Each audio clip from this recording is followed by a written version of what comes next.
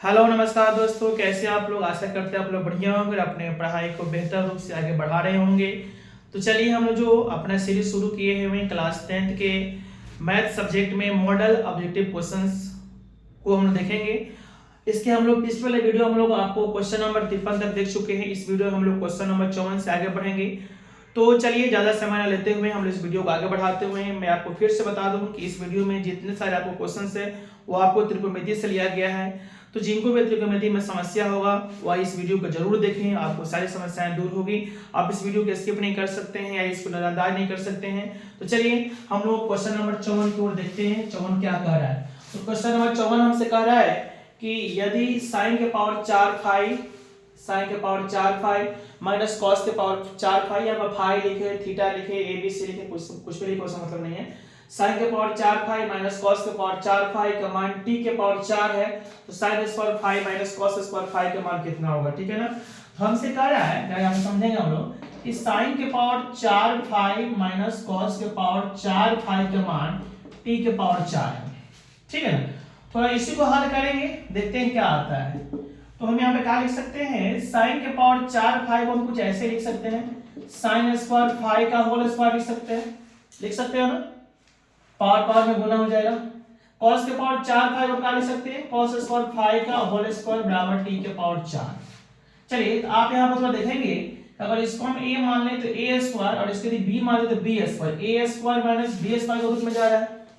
और हम सभी जानते हैं कि a square minus b square का मान क्या होता है, a plus b into a minus b। तो a plus b into a minus b या a minus b into a plus b, जो भी बोलना है, तो हम बोल सकते हैं a माइनस b और फिर सब बोल सकते हैं इंटू a प्लस b। चलिए बराबर कितना है, t के पावर 4। अब समझिएगा यहाँ पे sine squared phi minus cos square phi, इसका मान कितना होता है बताओ तो, 1 होता है। 1 मान इस पर गुना करेगा तो कोई फर्क नहीं पड़ने वाला है। चलिए क्योंकि इसका मान नोट कर दिया और इसका मान कितना, क्योंकि sin square phi plus cos square phi यानी sin squared theta plus cos squared theta का मान कितना होता है, 1। 1 में इसका गुना होगा तो कोई फर्क नहीं पड़ेगा, बराबर t के पावर 4। आप यहाँ पे देखेंगे कि हमने sin square phi minus cos square sin के पावर 4 फाई माइनस कॉस के पावर 4 फाई को मैंने हल किया तो कितना आ गया, sin square phi minus cos square phi आ गया, जो बराबर कितना होगा, t के पावर 4। यानी जो हमसे पूछ रहा है कि sin square phi minus cos square phi का मान कितना होगा, तो वही होगा t के पावर कितना होगा बताओ तो, 4 होगा। समझ में आ रहा है ना, समझ में आ रहा है ना। चलिए तो अब हम लोग यहाँ पे देखेंगे, अब हम लोग देखेंगे नेक्स्ट क्वेश्चन के मैं आपको बता दूं, थोड़ा सा हम टॉपिक समझेंगे। कुछ मैं आपको ट्रिक बता रहा हूं जो आपके लिए बहुत महत्वपूर्ण होगा। आपको मालूम है कि sin 90 माइनस थीटा क्या होती है, cos theta, cos 90 minus theta क्या होता है, sin theta. tan 90 minus theta क्या होता है, tan 90 माइनस थीटा क्या होता है, cot थीटा, और cot 90 माइनस थीटा क्या होता है, tan theta. cosec 90 minus theta क्या होता है, sec थीटा, और sec 90 माइनस थीटा क्या होता है, cos थीटा। sin cos में, cosine में, tan cot में, cot tan में, cosec sec में, और sec cosec में कन्वर्ट हो रहा है 90 माइनस थीटा के रूप में। तो थोड़ा समझिए, अगर इधर लिखा हो साइन, लिखा हो a प्लस b बटा 2 का मान कितना होगा, आपसे ये पूछे कि साइन a प्लस b बटा 2 का मान कितना होगा, तो आप इधर बोल देंगे इसका मान, साइन कन्वर्ट होगा कॉस में, कॉस बोलेंगे, और देखो त्रिभुज abc में बोलेगा, त्रिभुज abc में यदि साइन a प्लस b बटा 2 का मान कितना होगा, तो साइन कन्वर्ट होगा कॉस में। इधर देखिएगा क्या लिखा हुआ है और क्या कमी है, तो abc में क्या कमी है, c कमी है, तो c बटा 2 कर देना। इसको मैं बना के आपको दिखा रहा हूं, समझिए। मान लीजिए आपसे लिखा हो tan b प्लस c बटा 2 का मान कितना होगा, तो tan किस में कन्वर्ट होगा बताओ तो, cot में। cot abc में देखिए क्या नहीं है, abc में b है और c है, a नहीं है, तो a बटा 2 कर देना, बस हो गया आंसर कि tan b प्लस c बटा 2 का मान कितना होगा, cot a by 2। ठीक है ना। ऐसे मान आपसे देगा कि cosec आपको a प्लस c बटा 2 का मान कितना, यहाँ बटा 2 रहेगा, ठीक है ना, या बटा 3 है, कुछ भी रहे, है ना, लेकिन बट सॉरी कुछ भी नहीं, 2 से ही काम करेगा, यहाँ पे 2 से ही काम करेगा। तो a और c है, तो a b c में क्या नहीं है, b नहीं है, तो cosec कन्वर्ट होगा क्या चीज में, sec में, तो sec हम कर सकते हैं क्या, b बटा 2। तो ऐसा ही हमसे प्रश्न क्या कर रहा है बताओ तो, कि tan a प्लस c का मान कितना होगा, tan a प्लस सी बटा 2 का मान कितना होगा? तो tan किस में कन्वर्ट होगा बताओ तो? cot में कन्वर्ट होगा। cot a b c में क्या नहीं है, इसमें a और c तो है उधर, तो क्या बचेगा उधर? b बटा 2 होगा, मतलब cot b बटा 2 इसका आंसर होगा, cot b बटा 2।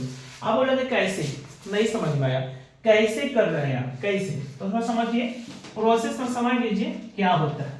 इसमें लिखता है कि मान लीजिए त्रिभुज ए बी सी में आपसे पूछेगा कि सिद्ध करिए कि त्रिभुज ए बी सी में tan a प्लस सी बटा 2 बराबर cot b बटा 2 आपको सिद्ध करने के लिए देगा कि त्रिभुज ए बी सी में tan a प्लस सी बटा 2 बराबर cot b बटा 2 को आप सिद्ध करें। तो हम देखते हैं कि त्रिभुज ए बी सी में तीनों कोणों का योग, त्रिभुज के तीनों कोणों का योग का बराबर कितना होता है? 180 डिग्री, यानी a प्लस बी प्लस सी बराबर 180 डिग्री। हमारे त्रिभुज ए बी सी के अंतः कोण क्या है? ए बी और सी है, तो a प्लस बी प्लस सी बराबर कितना होगा? 180 डिग्री। तो त्रिभुज के तीनों कोणों का योग कितना होता है बताओ तो? 180 डिग्री। अब इस पर ध्यान देना होता है कि इधर क्या रख रहा है, ए और सी को रख रहा है, इधर क्या करेंगे? ए और सी को रखेंगे, बाकी जो हम इधर नहीं रखना है उसको उधर भेज देंगे। a प्लस सी बराबर हम क्या कर देंगे बताओ तो? इधर b नहीं रखना है, इधर कर देंगे, इधर b को लगा देंगे माइनस में, तो 180 माइनस b हो जाएगा। अब हम यहाँ पर देखेंगे कि क्या चीज से भाग किया है, तो 2 से भाग किया, तो लिखते हैं कि डिवाइडिंग बोथ साइड बाय कितना? 2। हम लिखेंगे दोनों ओर 2 से भाग करने पर, हम दोनों ओर 2 से भाग कर देंगे, a प्लस सी बटा 2 और 180 माइनस b बटा 2। हम यहाँ पर देखेंगे कि a प्लस सी बटा 2 से भाग करेंगे 180 मतलब 90 आएगा, और 2 से भाग करेंगे b मतलब b बटा 2 आएगा। हम देखेंगे इधर क्या लगाया हुआ है, इधर tan लगा है, ठीक है ना? तो हम लिख देंगे दोनों ओर tan लेने पर, ऐसे एग्जाम में खूब प्रश्न आता है, ध्यान देना बाबू। tan लेने पर हम दोनों ओर tan लगा देंगे, तो tan a प्लस सी बटा 2 बराबर tan 90 माइनस b बटा 2। और अब यहाँ पर देखेंगे कि tan a प्लस सी बटा 2 बराबर tan 90 माइनस थीटा, थीटा का मान b बटा 2 मैंने मान लिया, तो tan 90 माइनस थीटा क्या होता है? cos थीटा, थीटा का मान b बटा 2 तो आ गया tan a प्लस सी बटा 2 बराबर आपको आ गया cot b बटा 2। तो इस तरह से प्रश्न का होता है, आपको सिद्ध होता है। आप इसको देखेंगे 8.3 में इस तरह से आपको प्रश्न दिया होगा। तो इतना सोचना नहीं है, ऑब्जेक्टिव में ध्यान देना है कि इधर मान लीजिए इधर जो लिखा है वह इसमें कन्वर्ट होता है, उसके अलावा ए बी सी में इधर क्या क्या लिखा है, जो नहीं लिखा है उसको हम उधर ले लेंगे, आंसर हमारा हो जाएगा। समझ में आ रहा है ना? समझ में आ रहा है ना? चलिए बहुत बढ़िया। अब हम नेक्स्ट देखेंगे, हम देखेंगे क्वेश्चन नंबर 56 हमसे क्या कह रहा है। तो क्वेश्चन नंबर 56 हमसे क्या कह रहा है, ऐसा प्रस्ताव हमने इसके पिछले वीडियो को बताए थे ना कि 7 cosec square 30 degree minus 7 cot square 30 degree का मान कितना होगा। आप ध्यान देंगे दोनों में क्या कॉमन है बताओ तो? 7 कॉमन है। यहाँ पे आप देखेंगे कि 7 cosec square 30 degree minus 7 cot square 30 degree, दोनों में सब 7 कॉमन कर लीजिए। इसमें कुछ इसको बनाने का मतलब है नहीं है। cosec स्क्वायर 30 डिग्री माइनस यहाँ पर हो जाएगा cot स्क्वायर 30 डिग्री। अब यहाँ पे देखेंगे cosec square theta minus cot square theta, दोनों का थीटा सेम है, तो इसका मान कितना हो जाएगा बताओ तो? 1 7 गुने 1, आंसर हमारा हो जाएगा 7, ऑप्शन नंबर बी हो जाएगा। समझ में आया कि नहीं बताओ तो? चलिए बहुत बढ़िया। अब हम देखेंगे क्वेश्चन नंबर 57। अब हम देखेंगे क्वेश्चन नंबर 57 को देखेंगे। 57 हमसे क्या कह रहा है, बहुत मजेदार क्वेश्चन। 57 लिख रहा है कि 6 cos 1 degree into cos 2 degree into cos 3 degree into ऐसे करते cos, अरे 81 नहीं, यहाँ पे 180 होगा प्रश्न में, यहाँ पे 180 होगा, 180 होगा यहाँ पर प्रश्न में 180 होगा। तो 6 cos 1 degree into cos 2 degree into cos 3 degree, इसमें ओरिजिनल प्रश्न में 180 था, मुझे याद है प्रश्न 180 डिग्री यहाँ पर, ठीक है। तो cos 1 into cos 2 into cos 3 cos 4 cos 5 cos 6 7 8 9 ऐसे करते 10 20 30 40 50 60 80 90 100 110 120 से करते 179 और 180 डिग्री आपसे बात कर रहा है। इसका मान कितना होगा जरा सोचिए, कुछ नहीं करना, जरा देखिए कितना मजेदार बात है। cos a का मान मुझे मालूम याद नहीं है, cos 2 का मान नहीं मालूम है, cos 3 माने ठीक है, इस आप बोलेंगे कि सर इसमें हमको cos 30 आएगा, उसका मान मालूम है, अच्छी बात है। सबसे बड़ी बात इसमें सब में गुना है, 6 cos 1 degree into cos 2 degree into cos 3 degree into cos 4 degree, ऐसे करते मान लो कि आपका cos क्या आएगा 90 भी आएगा, cos 90 डिग्री, इसमें cos 100 डिग्री, ऐसे करते करते आपको cos 180 डिग्री आएगा। मान लो कि इसमें 30 आया होगा, 45 आया होगा, 60 आया होगा, 90 आया, 90 तक हमको मान लीजिए हमको याद है, आगे क्या है उसका मतलब छोड़िए। लेकिन एक मजेदार बात देखिए, इसमें आपको cos 90 आ रहा है, आएगा ना, क्योंकि 1 से लेकर के 180 तक जाने में 90 भी आएगा, और सबसे बड़ी बात है कि cos 90 का मान कितना होता है 0 होता है।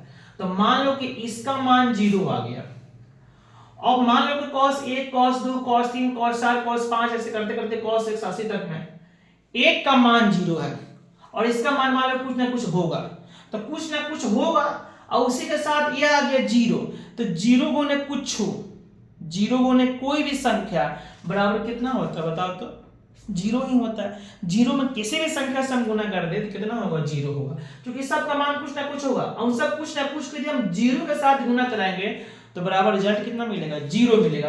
अतः हम कह सकते हैं कि cos 1 से लेकर के cos 1 जो 80 तक जो दे रहा है, जो गुना के रूप में दे रहा है, उसमें cos 90 का आने की वजह से सबका मान कितना हो गया 0 हो गया।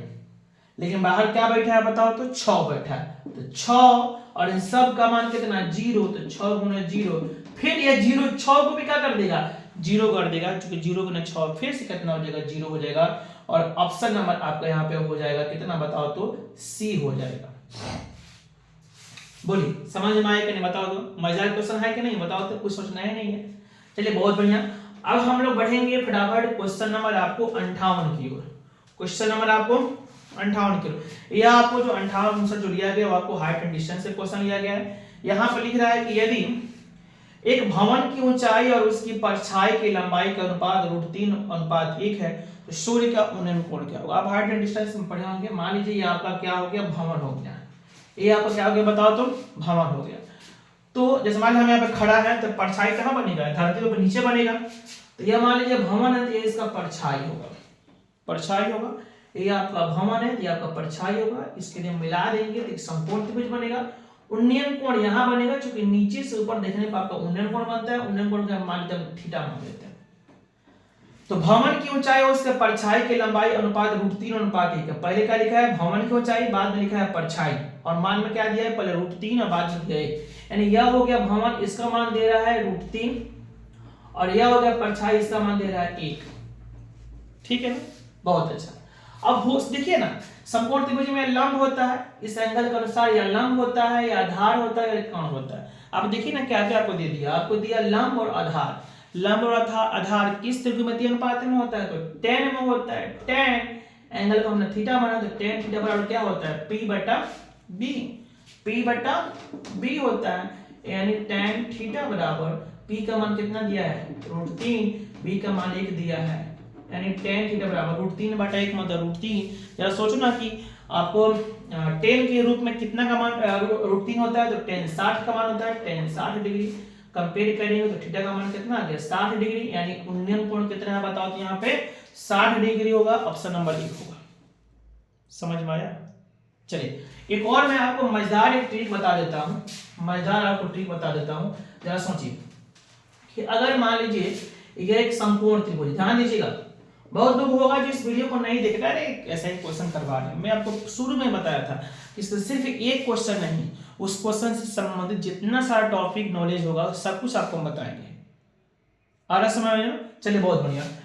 मान लीजिए अगर यहाँ पे एंगल 60 डिग्री होता है तो tan 60 में अगर यह एंगल 60 डिग्री होता है तो मैं आपको बताया जाऊँ रेशियो, यह √3 रेशियो बनता है, यह 1 यहाँ पे होगा, और दोनों का स्क्वायर करके जोड़ेंगे तो √3 का स्क्वायर 3, 1 का स्क्वायर 1, 3 1 4, 4 का रूट होगा 2, यह 2 रेशियो होगा। अगर यहाँ पे एंगल 60 होता है तो रेशियो में बता रहा हूँ, लंब आधार कोण का रेशियो बता रहा हूँ, लंब आधार कोण इसका √3 अनुपात होगा, √3 होगा, इसका 1 होगा, इसका 2 होगा, मतलब तीनों का अनुपात देखा जाए तो √3:1:2 के रेशियो में बनेगा। अगर मान लो यहाँ पे एंगल मान लो यहाँ पे 30 डिग्री होता है तब इसका उल्टा हो जाएगा, यह हो जाएगा 1, यह हो जाएगा √3 और फिर यह हो जाएगा 2।